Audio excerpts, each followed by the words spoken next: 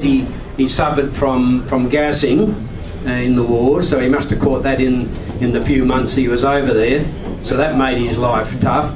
But when he came back to Australia, I think about 1917, he finished over there. He was declared medically unfit to carry on. He met his wife, Eileen Bell, and they got married at Austinville.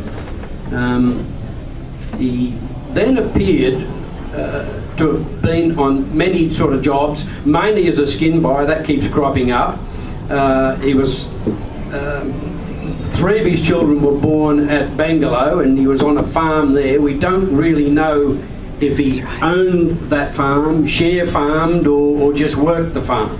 Alan remembers that farm quite well, hence his finger. He's got a bit of a story to tell about his finger on the milk separator. To sort of tell you the sort of guy that Perth was, I mean, showing how hard they had to work.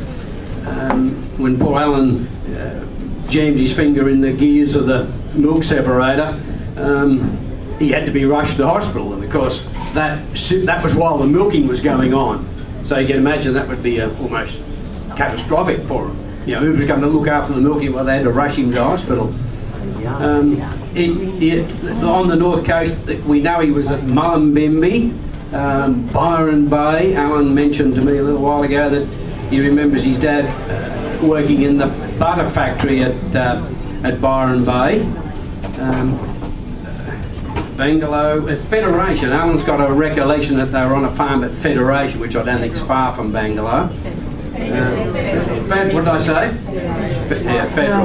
Pretty close. But there's no written or no documentation to sort of trace Perce's life.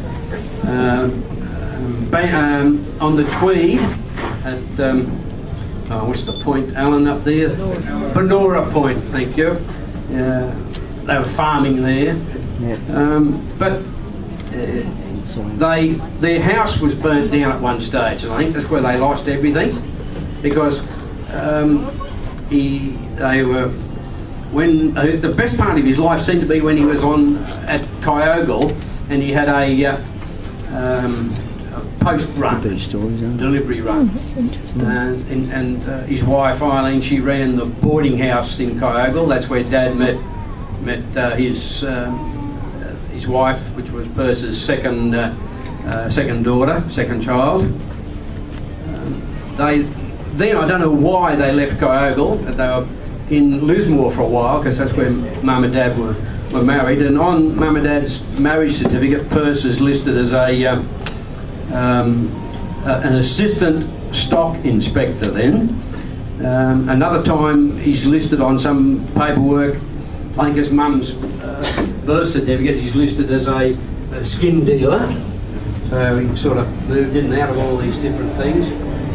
And then he became a TBI pensioner because of his war gassing injuries from the rest of his life, from the war right through when he moved down to Ashfield. When he got really sick and his wife got really disabled sort of thing, they moved up to my mum to be cared for.